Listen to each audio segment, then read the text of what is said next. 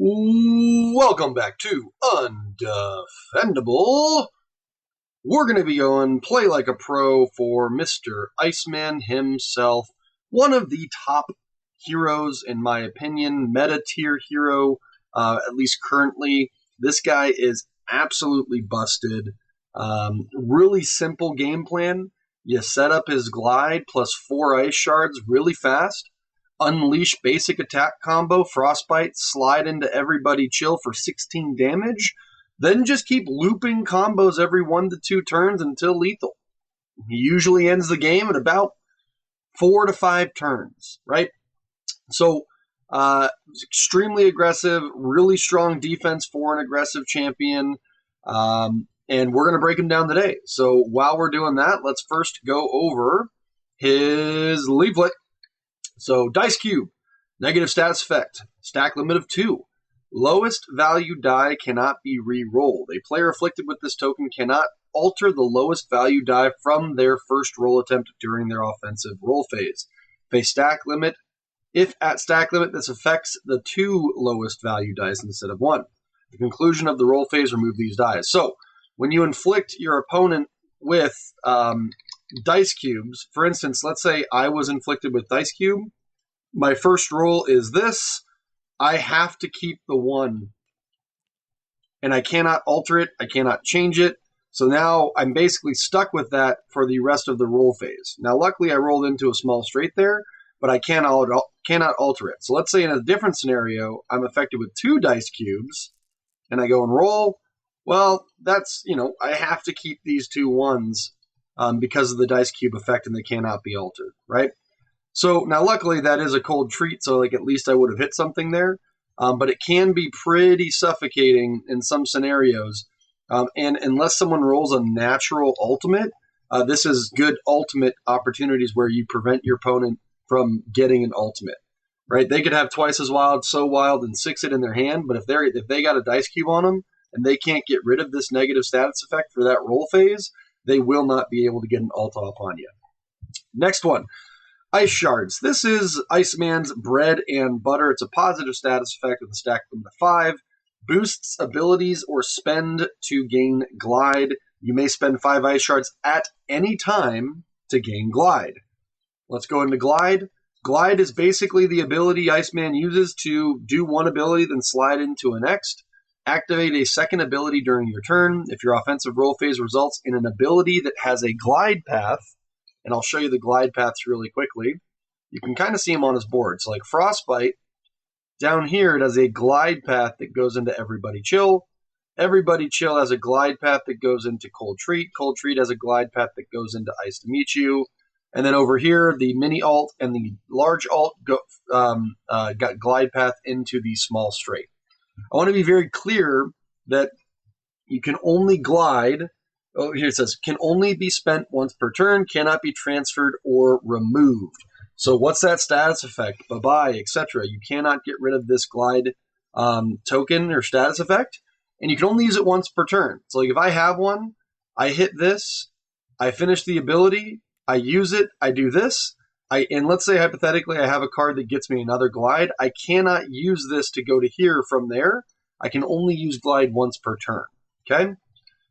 Glide paths are indicated by the arrows. I just showed you that. And his dice setup is 1, 2, 3, 4, 5, 6. So 3, 2, 1 facing dice. Now, last thing I want to go over before I go over kind of his game plan, or I guess priorities early, mid, late game, is the freezer. So he has abilities where you store ice shards and glides in the freezer, and then he has abilities that can move those shards or glides from the freezer onto his main board. Big reason for this is if they're in the freezer, they cannot be targeted by status removal effects, right? So for instance, you can kind of see here on Frostbite, store 1 ice shard in the freezer. So if I hit 4 of a kind, I store this here. Let's say my opponent wants to bye-bye that or whatever. They cannot hit the ice shard that's in the freezer, right? So it kind of gives them a little bit of protection from status effects, manipulation, etc. So let's go over kind of his strategy, or at least the play like the pro strategy, the most optimal way that I would assume that you would want to play him. We're going to zoom in a little bit more on the abilities here. First things first, early game, you're going to chase ice to meet you. This is like your setup. This is like your bread and butter to get things going early, right? Let's go ahead and read the ability. Gain an ice shard, inflict a dice cube, and then you roll 5 dice. Deal 1 damage for every ice you roll. Store 1 ice shard for every slide you roll. And then for each frost you roll, gain a glide or a draw 1. So hypothetically, let's say roll 1, I hit this, right? So let's say this is my roll. I'm going to go ice to meet you. I'm going to go ahead and roll all 5 dice, and bam, just like that. This is why he is incredibly, incredibly crazy. So let's go over this. So 1, 2. So I would deal 2 undefendable damage to my opponent. 6, 6. I would gain a glide. Now I can only have 1. So even though I rolled 2 6s, I cannot gain another one. I cannot go and put it in my freezer. I gain a glide that goes onto my board. But since I rolled 2 6s, I gain a glide. And then I can draw a card because it says for each frost you roll, right? So now I've just gained a glide. I'm already set up and rocking and ready to go for my next turn. This cannot be removed. It cannot be adjusted. I've stored a shard over here from hitting the slide, and I've dealt 2 undefendable damage and drew a card. Absolutely insane value. You definitely want to prioritize this early game, get this off, because now, in the second turn, this is where things get really consistent. I have a glide on my board, and now I really want to just kind of roll into something that's going to give me a glide path into another ability. Now, the biggest consistency and craziness of him is Frostbite is absurd. You get to do 7 damage, then you may transfer any tokens stored in your freezer to your hero board, and then you glide down to Everybody Chill, which you gain another ice shard, then deal 5 damage, and choose to add 1 damage per ice shard, or gain 2 shards and draw a card, right? So let's just say, okay, it's my second turn here. I have a glide on my board. Let's just say on my defense, I got to store 1 more shard, and I'll go over that in a second, right? Now, I'm going to go ahead and roll. This is my first roll with him. Okay, well, that's a terrible example of what I was trying to show you. I was trying to show you how Frostbite would work, but I ended up rolling a large straight on my first roll, which is absolutely absurd, right? Let's just walk through this scenario. I have glide on my board. I roll a large straight. It goes through. I now store 3 ice shards in my freezer. 1, 2, 3. I am now at 5, which is the stack limit, right? Stack limit of being in the freezer. Then you may transfer any tokens stored in the freezer to your hero board, okay? So I'm going to transfer all 5 of these to my hero board, and I'll show you why, right? Then I deal 8 damage. So my opponent rolls defense, etc., blah, blah, blah. I now use my glide. And since this arrow right here is my glide path, I just did 8 damage, stored 8 shards, moved these shards to my board, and now I'm sliding up to here, and I'm going to gain 2 more ice shards from my freezer, inflict an ice cube on my opponent, so basically they have to keep their lowest rolled die, and then I'm dealing 6 more damage. So that is 14 damage in that scenario. And then at any time, right, now that I'm at 5 ice shards, at any time, I can turn these back into a glide. Pretty freaking crazy, right? So I just did 14 damage, status affect my opponent, and now sure, they would get to roll defense twice, which is, I think, one of Iceman's weakness is he attacks twice. So, and most of it's defendable. So, like, you're going to be potentially against strong defensive heroes. It might be a little bit of a slugfest. But let's just say now we go back to my turn. They do defense, etc. Let's just say, I'm going to go into my roll. I have glide on my board. Boom. Look at this. Look how easy this is. Okay. Don't let me down. Okay. It kind of let me down there. But in theory, right, like, let's say this is that or this is this. Either way, if this is my roll, I'm going to go Frostbite.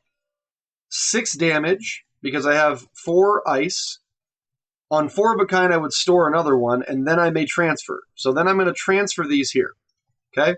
So now my opponent defends for 6 damage, and then I'm going to use my glide, which brings me down to everybody chill. I gain an ice shard, and then I can either deal 5, 6, 7, 8, because I have those shards, or I can gain 2 more ice shards and draw a card. Pretty crazy. So now I'm dealing 11 damage, and then in this scenario, I gain 2 ice shards, I draw a card, and then boom, I get another glide for next turn. And then you just keep looping these combos like crazy. The most consistent combo is you frostbite into everybody chill. Early game, ice to meet you, build up your shards, inflict ice cubes, try and get that glide so that you can just start looping these combos like crazy. Sometimes you're going to roll into some bigger damages. Hail the King is absolutely absurd. You basically are dealing 7 undefendable damage, inflicting ice cube, gaining 3 shards, gliding over to here, storing 2 shards, inflicting another dice cube, and then dealing another 6 defendable damage. Like, absolutely absurd. But the main loop is ice to meet you, and then basic attack into everybody chill, or cold treat back into ice to meet you. That's kind of the combos that you're likely going to pull off the most consistently, and it is plenty of damage to where like the opponent's just going to get fried if they don't have good defense or they can't run you down early game, right? So frostbite, again, you glide into everybody chill. If you have 5 ice shards on your board, you're effectively dealing 16 to 17 damage consistently. Everybody chill. It's weak on its own, but insane when you can cheat it out. I will note the upgrade for everybody chill is Sub-Zero, which does give you an undefendable option. Actually, that's up here. So this is one that I would upgrade if I'm playing an opponent with a strong defense or I need that undefendable chip. It gets you a little bit of benefit, but it also gets you that access to undefendable damage. Iceman is CP hungry. A lot of his stuff does cost CP. So be conscious of what you do, but these 2 are priority upgrades. In my opinion, your defense, slam it down right when you get it. It is so good for Iceman. So freaking good, it's crazy. And then this is one, if I need undefendable damage, I would definitely unlock. I don't necessarily value many of these other ones for the CP, just because his glide with his basics into some of this stuff is so good, you don't really need to prioritize them. But anyway, back over to here. Ice to meet you, we talked about that. This is the best setup. Gain shards, gain glide, inflict ice cube, just absolutely absurd value. Cold treat, you gain a CP, which is great because you need it. You store some ice shards. It's a really good damage fallback, and then you can glide into ice to meet you, which makes it really, really strong. Thawsome on its own is okay, right? 6 damage, inflict cube, and store 2 shards. But you really want to either... The reason why you don't chase like these ones is because these ones are way more value if you have a glide. So Thawsome is just a really good one if you do end up rolling into these to glide into the small straight. Obviously, do it if you have it and you didn't get anything else. But most of the time, you're probably not going to do this just out of nowhere. You're going to glide into it. Hoarfrost? Hourfrost? I don't know how to phrase that.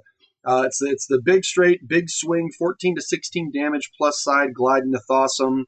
Really, really strong, really, really good ability to... Obviously, it's a large straight, so it's less consistent to get. But if you have a glide, it's just absolutely insane value. And same thing with Hail the King. This is absolutely brutal if you have a glide. Ice shards, dice cubes, 7 undefendable damage, glide over to here, more ice shards, another dice cube, and then 6 defendable damage.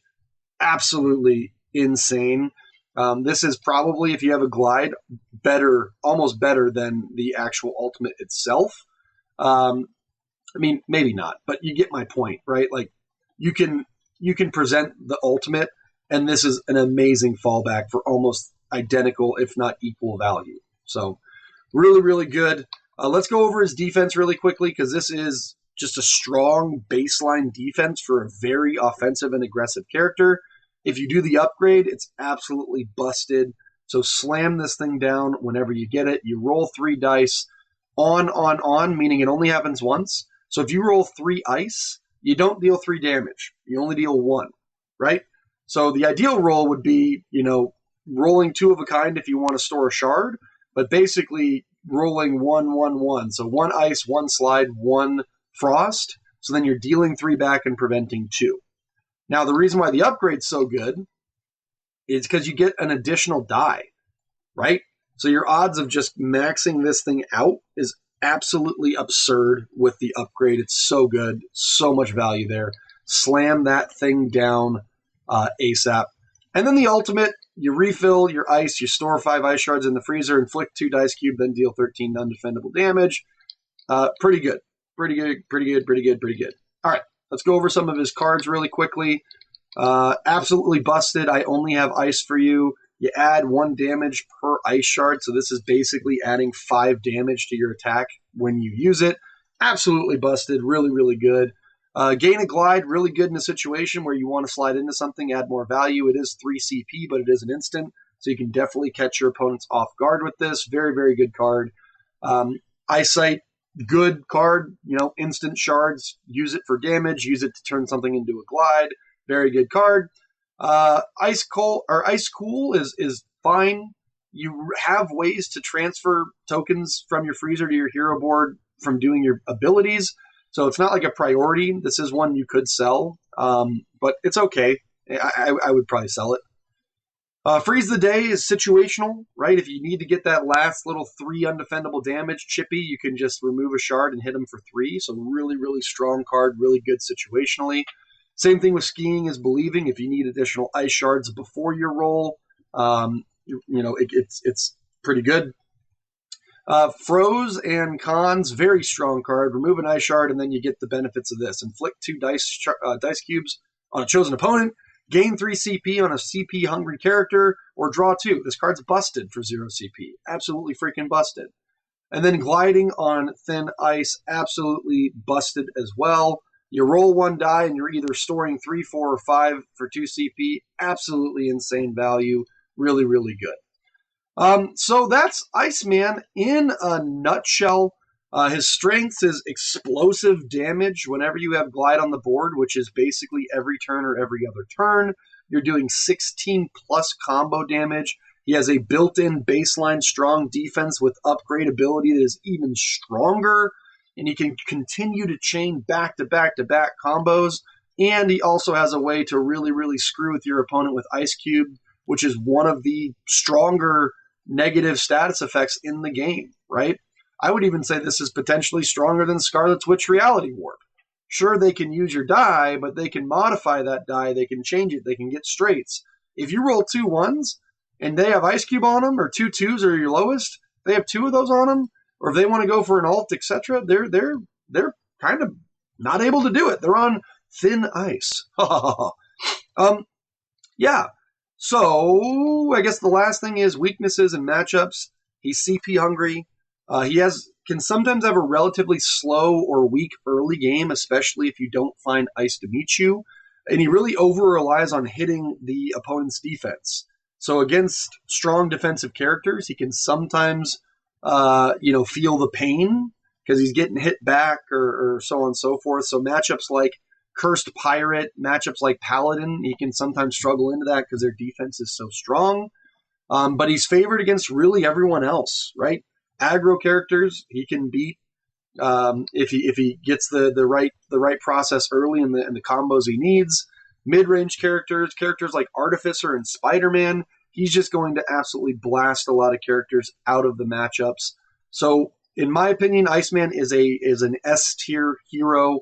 He is flexible in a way that he has defense and offense, which a lot of characters don't have, and a lot of his cards that he has are very, very strong as well. So if you're wanting to, get a little bit more competitive or, try to win a little bit more games, I really recommend trying out Iceman. I hope that this guy was beneficial for you, and I appreciate you guys watching. Don't be afraid to like, comment, and subscribe, and I'll chat with you soon. Have a good one.